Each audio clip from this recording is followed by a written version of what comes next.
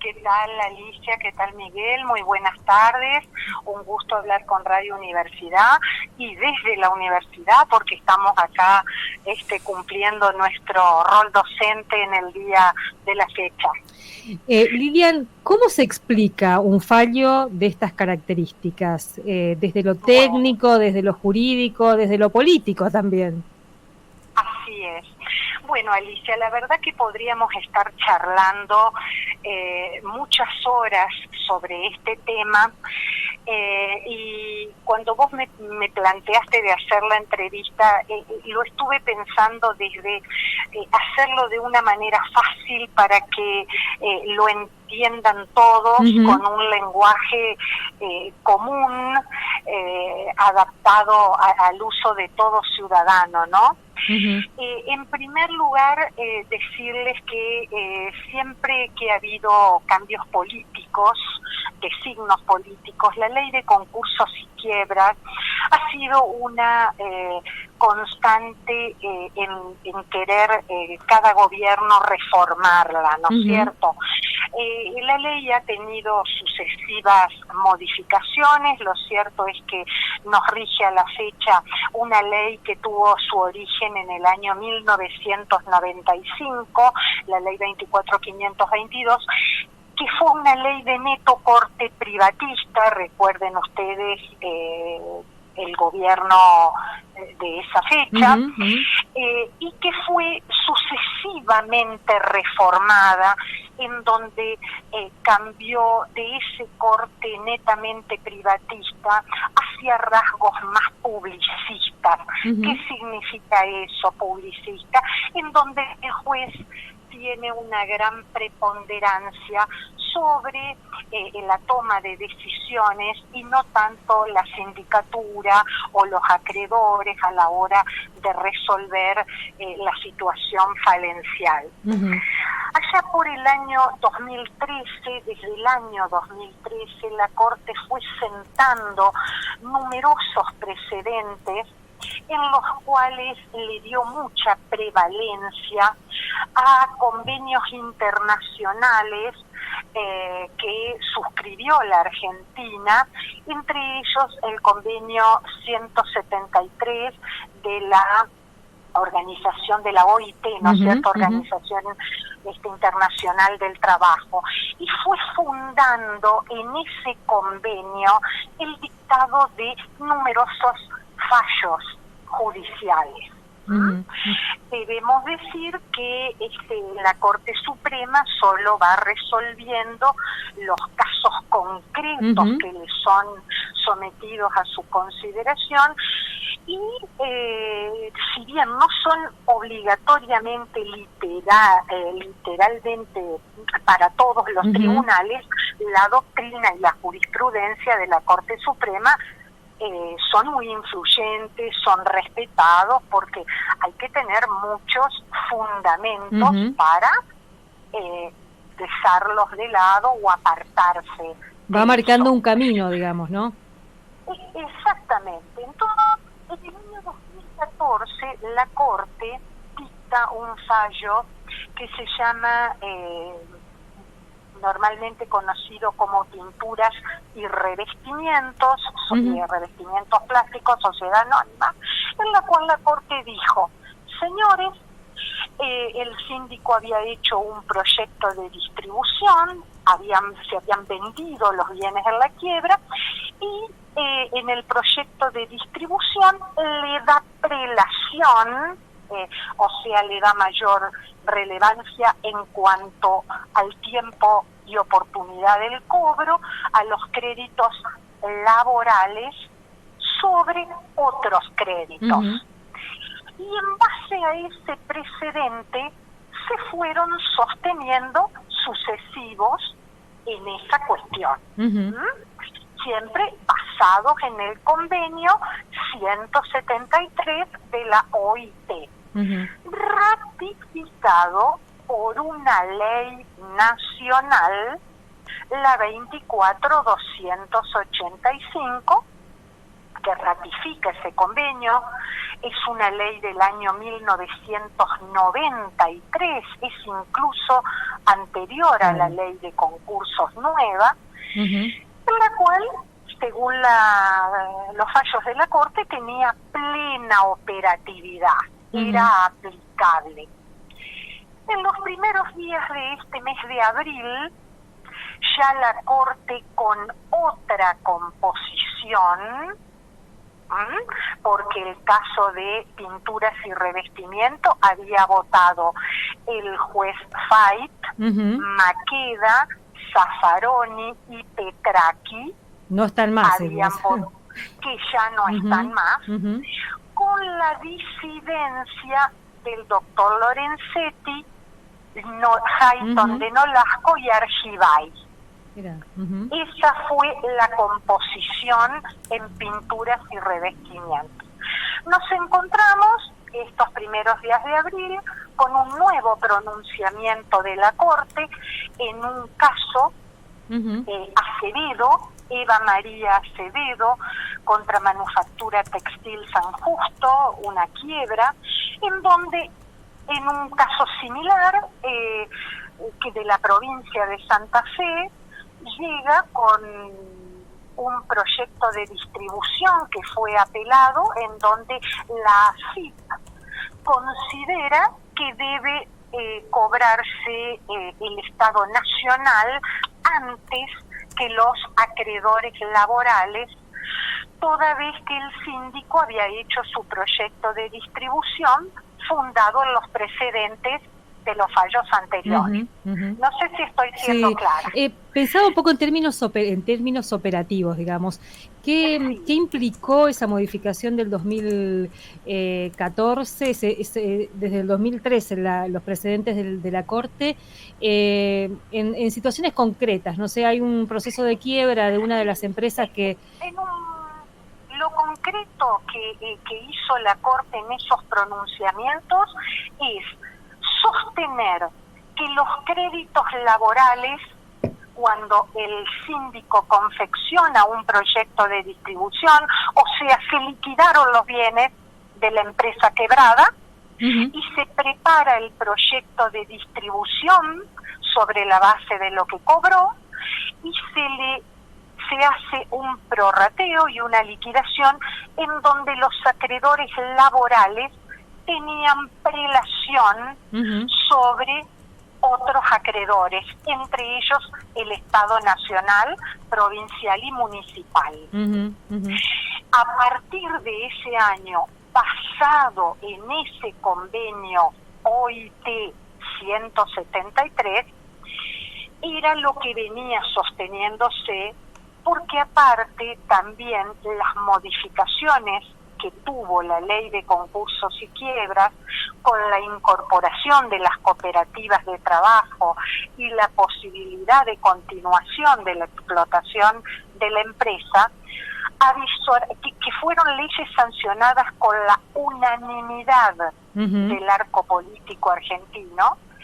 Entonces se abrió ese abanico de posibilidades donde la Corte, basado en los derechos laborales, ¿no es cierto?, fallaba, dictaba sus sentencias de esa manera.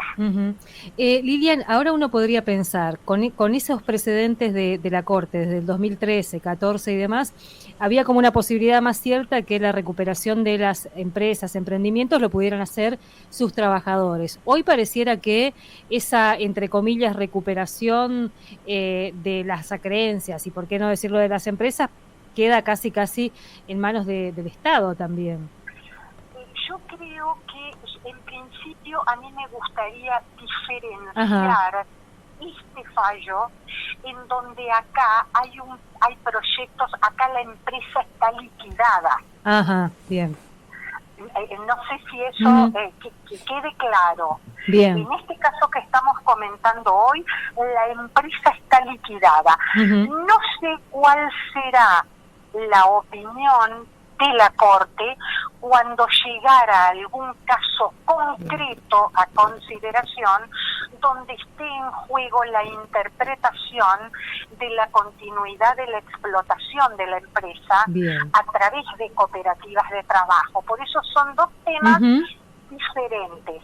Bien. En primer lugar, me gustaría decir que el fallo, técnicamente hablando, es correcto.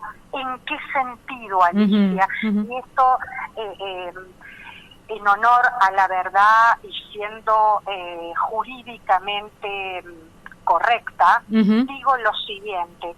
Ese convenio de la OIT firmado en el año 1992 fue firmado por el Poder Ejecutivo en uso de las facultades constitucionales que prevé el artículo 99. ¿Qué hace el Congreso? El Congreso lo ratifica por ley. Comete la digresión de poner ratificar el convenio en lugar de poner aprobar. Lo correcto fue haber dicho aprobar el convenio OIT. Y le faltó al Estado Nacional, 30 años después, la Corte se da cuenta y va desandando ese camino de la institucionalización que había hecho sobre los derechos laborales, y en un giro formalista desconoce la vigencia de ese tratado porque dice, fue aprobado por el Congreso, fue promulgado por el Poder Ejecutivo, pero le faltó un trámite administrativo ante la OIT, que es la ratificación del Poder Ejecutivo ante el organismo internacional de que se obliga internacionalmente a cumplirlo. No sé si estoy siendo clara. Sí, es como que se aprobó en la Cámara y no le informaron a la OIT, digamos, ¿no? No le notificaron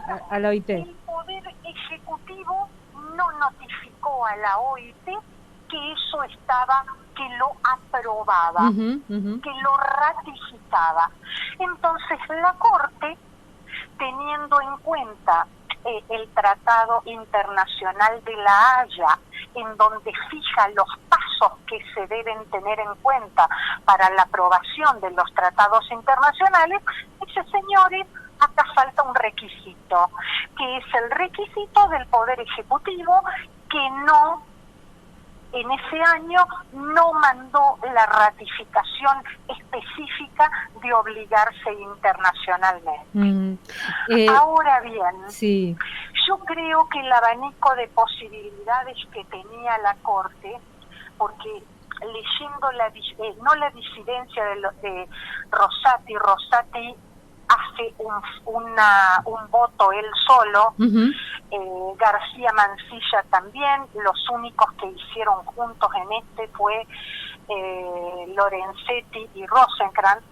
Rosati se pregunta, si hay una ley que es la ley 24285 del año 92 que aprueba este tratado de la OIT, no lo podemos considerar en la misma prelación, porque hay un sentido explícito del poder legislativo. Y se responde, lo que pasa es que la ley de concursos y quiebras es del año 1995, reformada, en consecuencia, si hubiera querido aplicar este fallo de la OIT, lo hubiera tenido que modificar a sus normas conforme este tratado.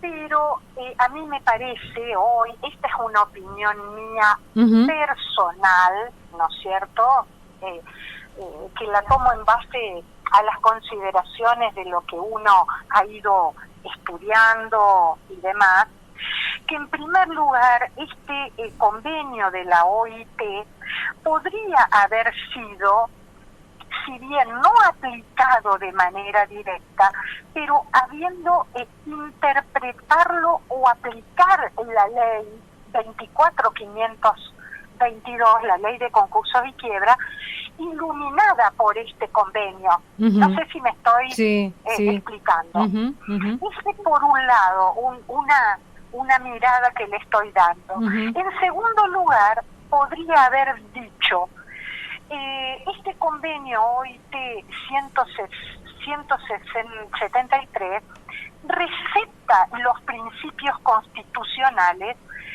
que emergen del artículo 14 bis de la Constitución argentina y el Pacto de los Derechos Económicos, Sociales y Culturales. Esa sería otra mirada. Y en tercer lugar, decir, bueno, este convenio OIT, explícitamente el artículo 33 de la Constitución sostiene que los derechos y garantías enumerados en la Constitución no deben entenderse como la negación de otros no enumerados. Claro. Que nacen de las cuestiones inherentes a la persona humana, ¿no es cierto? Entonces, bueno, me parece que bajo esta perspectiva, el derecho a la protección de los créditos laborales en los casos de insolvencia del empleador podría haber sido considerado o amparado bajo estos derechos porque está íntimamente relacionado con la dignidad del trabajador, con su protección jurídica. Y la no regresividad también hay que decirlo, ¿no? ¿Cómo? La no regresividad también que es. Exactamente, porque acá las normas siempre deben entenderse bajo un concepto de progresividad. Cuando se habla en el marco de los derechos humanos, la progresividad, esta retracción del Estado, porque aparte esto llega a la Corte por una impugnación que hace el propio Estado a través del organismo de recaudación tributaria, ¿no es cierto? Lilian, por último, y seguramente vamos a volver a charlar, está más que interesante poder tomarnos ese tiempito también para entender algunas cuestiones, algunos fallos en este caso. Vos mencionaste entre los que firmaron este fallo, García Mansilla, juez que fue rechazado por el Senado. No lo es más. Y que y que además fue rechazado, no es que renunció solamente, sino que renunció porque fue rechazado por el Senado. ¿Hay algún margen ahí para cuestionar, entre comillas, la legalidad de un fallo de estas características, o no nos queda ninguna otra instancia para eso? Yo no lo veo muy factible, Alicia, porque fue posterior. El doctor García Mansilla, el Congreso, posteriormente de emitido su fallo, lo rechaza. Entiendo que en virtud del principio donde todos los actos del Estado, porque el juramento a este colega se lo habían tomado, obviamente no tendría validez si hubiera sido dictado, a mi modo de ver, a posteriori. Lo que a mí me parece es que teniendo en cuenta lo que dije al comienzo, ¿no es cierto? Que los casos esto es sometido a casos concretos, llega a la Corte por casos concretos, a mí me parece que debería primero que reverse cuando se llega a argumentar la operatividad de este tratado. Bien. Argumentarlo de esa manera y de cómo viene la ley de concursos y quiebras siendo reformada en los sucesivos años, desde el 2011 hasta la fecha, 2006 en realidad, que tuvo sus primeras modificaciones, en donde la continuación de la explotación de la empresa, los créditos laborales han sido y han tenido otra mirada en la norma. Entonces, yo en este fallo no lo veo muy factible, pero sí me parece que los colegas abogados que tengan casos análogos, similares, deberían ir planteándolo, y también las entidades gremiales deberían propiciar fundamentalmente exigir esa ratificación que está pidiendo la Corte por parte del Poder Ejecutivo. No va a ser fácil, pero habiendo una ley nacional que así lo expresa, sería muy interesante para que la Corte no insista. Y les digo más, si ustedes leen los fundamentos del fallo, en los fundamentos del fallo hablan del error, hablan de un grueso y grave error técnico y constitucional del precedente pinturas y revestimientos aplicados.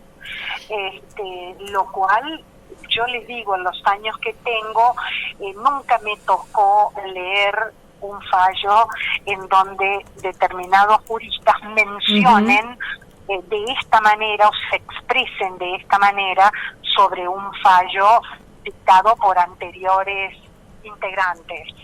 Lilian, mil gracias por este tiempo, gracias también por la claridad para explicarnos estas cuestiones, así que seguramente vamos a volver a charlar y gracias porque sabemos que estabas tomando examen, así que te devolvemos ahí a la situación de examen. Muchas gracias. Un abrazo para todos y para toda la audiencia.